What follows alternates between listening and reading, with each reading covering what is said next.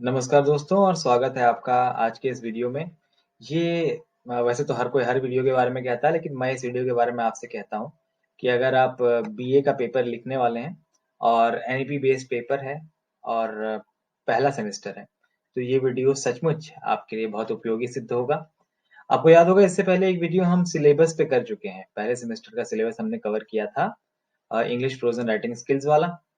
तो आज हम उसी का जो सिस्टर वीडियो है, इसमें पेपर का एनालिसिस किया जाएगा, हम उसकी बात कर रहे हैं। पेपर ज़्यादा हमारे पास है नहीं, कारण इसका ये है कि अभी-अभी तो शुरू ही हुआ है। तो पेपर हुआ था इसका दिसंबर 2021 में। उस पेपर को लेकर के पहले तो मैं पैटर्न आपसे डिस्कस करूँगा, पैटर्न तो कांस्टेंट रहेगा, वो चेंज होने वाला है नहीं। उसके बाद टाइप ऑफ क्वेश्चन और प्रोबेबल क्वेश्चन की डेप्थ और कॉम्प्लेक्सिटी क्या हो सकती है, ये आपसे डिस्कस करूँगा। तो ध्यान में रखिएगा कि ये बहुत इंपॉर्टेंट है। सिलेबस और पेपर का एनालिसिस मिला करके ही आपको सही प्रिपरेशन और सक्सेस की तरफ ले जाता है। तो ध्यान से अंत तक देखिएगा और मन करे तो स्क्रीनशॉट्स खींचिएगा, नोट्स बनाइएगा, जो मन करे वो करिए, ठीक है? तो सबसे पहला आपका जो पेपर है सेमेस्टर 1 का, 2 का, 3 का सारे पेपर्स, ये इनका फॉर्मेट ये रहेगा कि 3 सेक्शंस होंगे, सेक्शन ए, सेक्शन बी और सेक्शन सी। सेक्शन ए में very short answer type question होंगे, सेक्शन बी में शॉर्ट आंसर टाइप क्वेश्चन होंगे, सेक्शन सी में लॉन्ग आंसर टाइप क्वेश्चंस होंगे, ठीक है? तो सेक्शन ए के जो very short answer type question होंगे, उनको डिफाइन ही ऐसे किया गया कि 75 वर्ड उसमें मैक्सिमम होंगे। 75 वर्ड उनकी लिमिट है। तो कोशिश करिए 75 वर्ड रखा जाए। कितना होता है 75 वर्ड?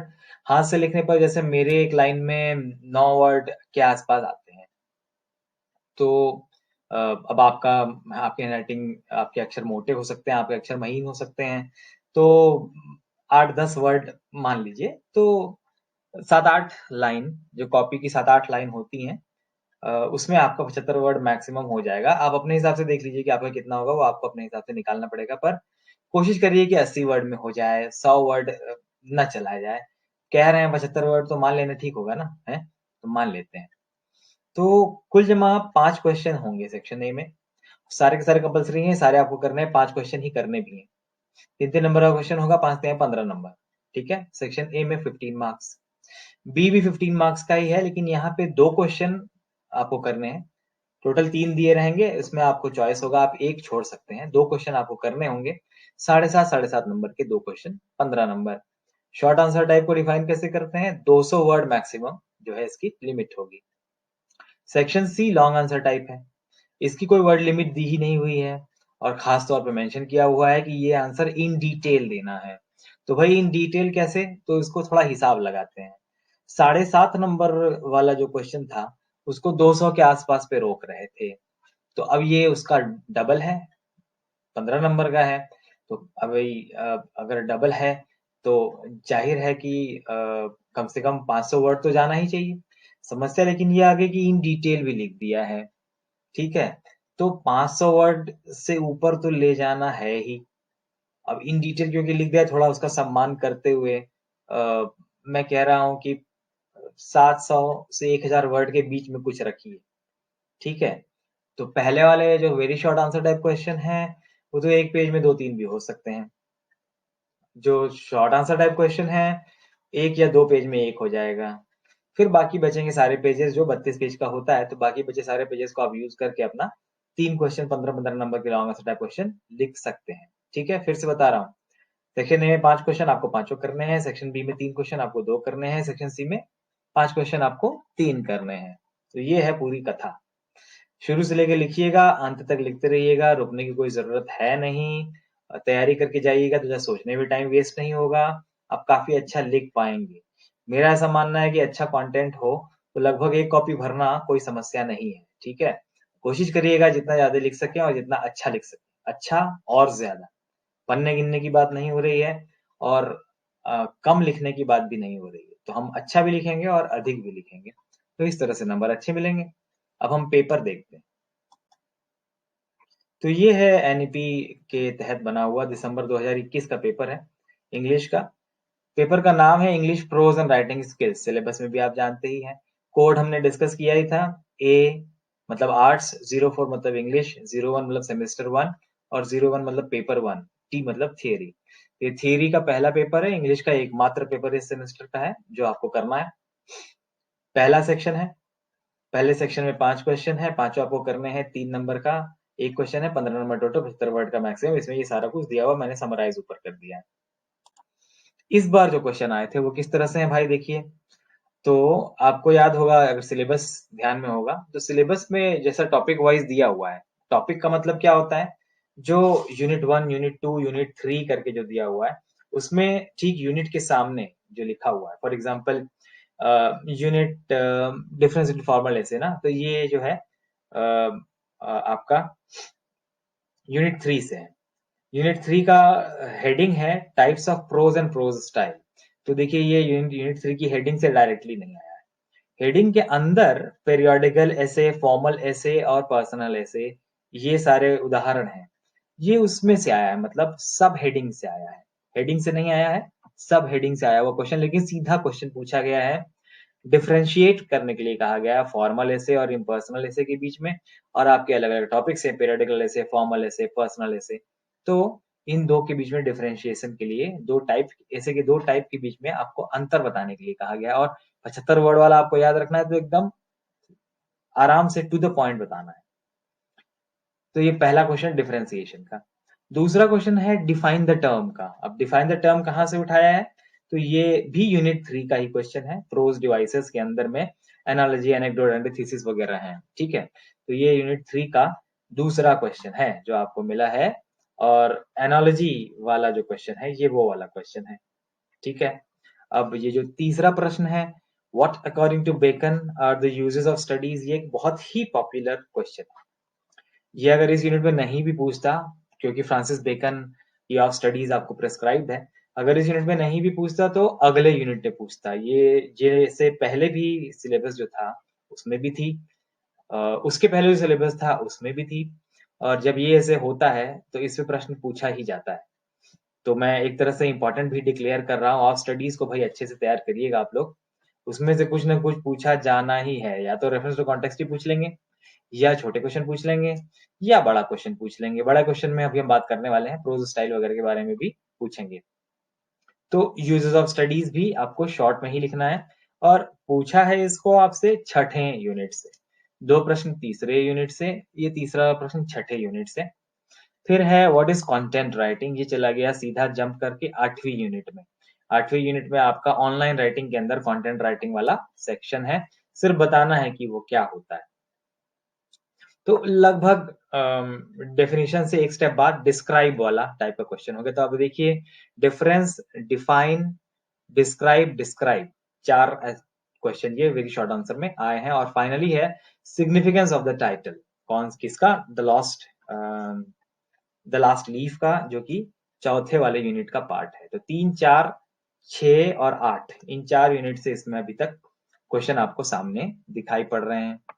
अच्छा, जब भी हम बात करते हैं, डिस्कशन करते हैं, तो मैं आपको बताया करता हूँ कि भाई जो 8वां यूनिट है, उनमें से एक बड़ा क्वेश्चन 8वें यूनिट से बनेगा ही बनेगा। देखिए, क्योंकि रिज्यूमे है, लेटर राइटिंग है, पावरपॉइंट प्रेजेंटेशन है, दिख रहा है बड़े क्वेश्चन जंप कर रहे हैं हमारे आंख के सामने, ठीक है। तो अब देखिए सेक्शन बी के अंदर पहला क्वेश्चन जो है उसी वही है, लेटर राइटिंग। और ये लेटर राइटिंग जो है दूसरा दूसरा सब टॉपिक है, computer and writing skills in English, unit 8 का। आ गया ये क्वेश्चन, अब कोई समस्या क्रिएट नहीं करेगा। कक्षा 9-10 से आप इस तरह के पत्र लिखते चले आ रहे हैं, फॉर्मल लेटर है वो आपको लिखना है। अच्छा, प्रैक्टिस जरूर कर लीजिएगा इसकी, फॉर्मल लेटर लिखने की। अब हम आ गए सेक्शन बी के अगले प्रश्न पर, ठीक है। तो सेक्शन बी का जो अगला प्रश्न है वो है, एक सेंटेंस दिया हुआ है, एक कहानी है, द टनल, उसके अंदर में से।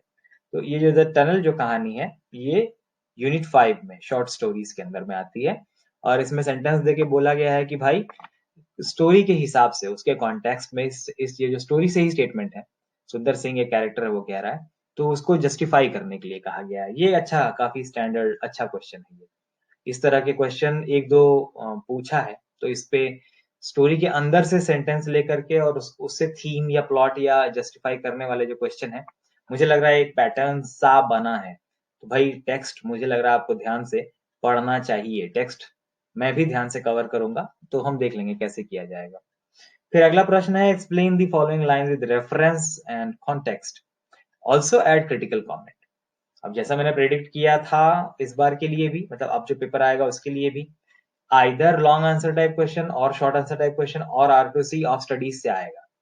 अब दोनों ही आ गए, देखिए शॉर्ट आंसर वेरी शॉर्ट भी आ गया और ये शॉर्ट आंसर भी आ गया। तो ऑफ स्टडीज आपके सामने खड़ा है, जो पहला वाला है, इसमें से एक पैसेज आपको शुरुआत से ही दे दिया है, ठीक है। और दूसरा वाला चार्ल्स लैम्ब की ड्रीम चिल्ड्रन से है। तो ये डिटेल्ड स्टडी में प्रोज पीसेज हैं, यूनिट 6 से ही दोनों दिया गया है। आपको इंटरनल चॉइस है, आप कर लीजिएगा। और स्टडीज तो आपने खतरनाक ढंग से तैयारी की हुई होगी, तो मेरा तो मानना है कि उसको ही कीजिए। क्रिटिकल कमेंट्स भी उसमें आप अच्छे से लिख पाइएगा।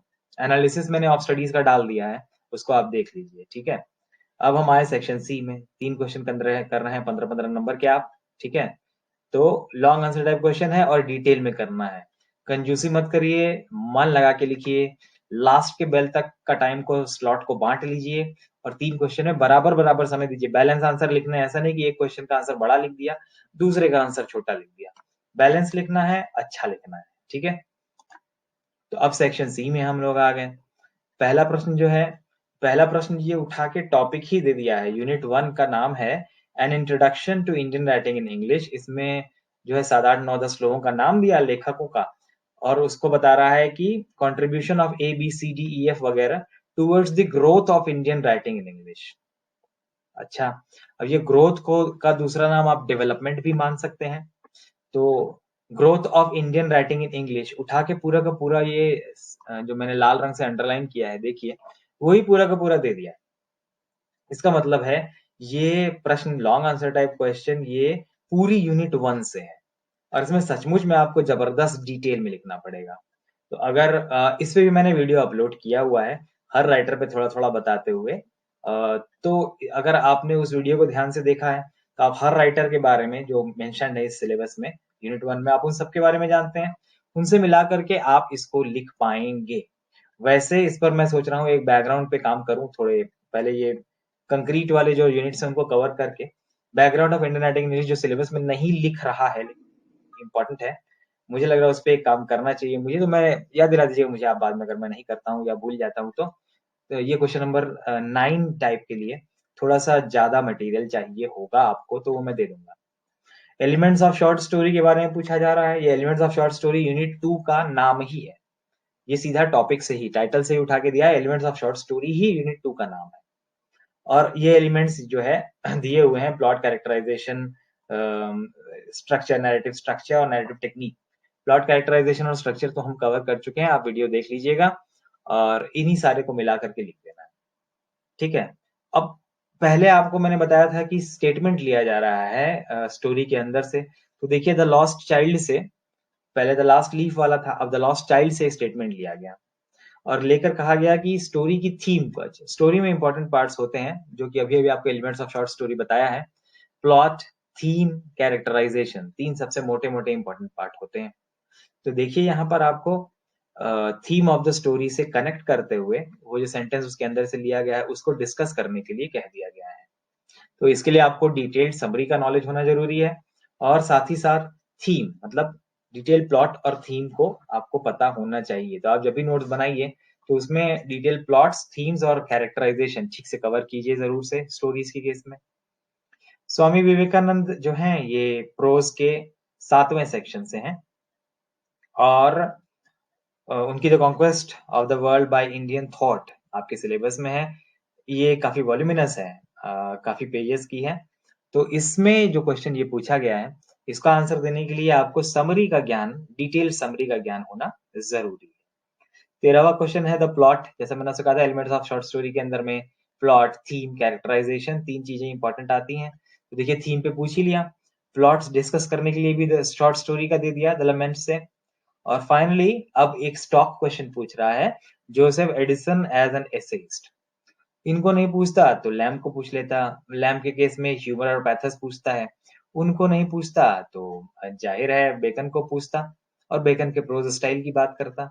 यही सब मोटे मोटे क्वेश्चन आते हैं, भाग के कहाँ जाएंगे। तो उसकी जो है उसको अगर आप ठीक से कवर कर लें, वैसे क्वेश्चन और क्वेश्चन बैंक की बात हम बाद में किसी दूसरे वीडियो में करेंगे। पर मैं आपको बता रहा हूँ कि सिलेबस आपको एनालाइज कर लिया आपने, पेपर एनालाइज कर लिया आपने, क्वेश्चन, प्रोबेबल क्वेश्चन पैटर्न को देखते हुए डिस्कस कर लिए हम लोगों ने, नोट्स आपके प्रिपेयर्ड हैं। तो आप मेंटली और स्ट्रेटेजिकली पूरी तरह तैयार होंगे अच्छा परफॉर्म करने के लिए। तो जुड़े रहिए इस चैनल से। आशा करता हूँ आपको पसंद आया होगा ये वीडियो अब तक का। तो लाइक जरूर कीजिए, वही पसंद का मतलब ही लाइक होता है, लाइक कर दीजिए।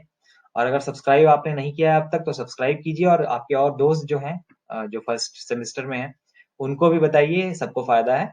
और मिल के तैयारी आप लोग करेंगे तो और भी ज्यादा फायदा है, माहौल सा बनेगा अंग्रेजी का।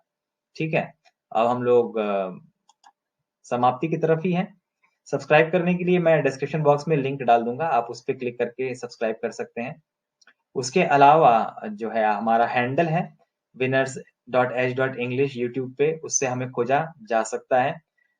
साथ ही में एक ब्लॉग भी है department of English study material .wordpress.com, उससे भी आप हमसे जुड़ सकते हैं। तो लाइक कीजिए, सब्सक्राइब कीजिए और हमारे साथ जुड़े रहिए। Thank you very much.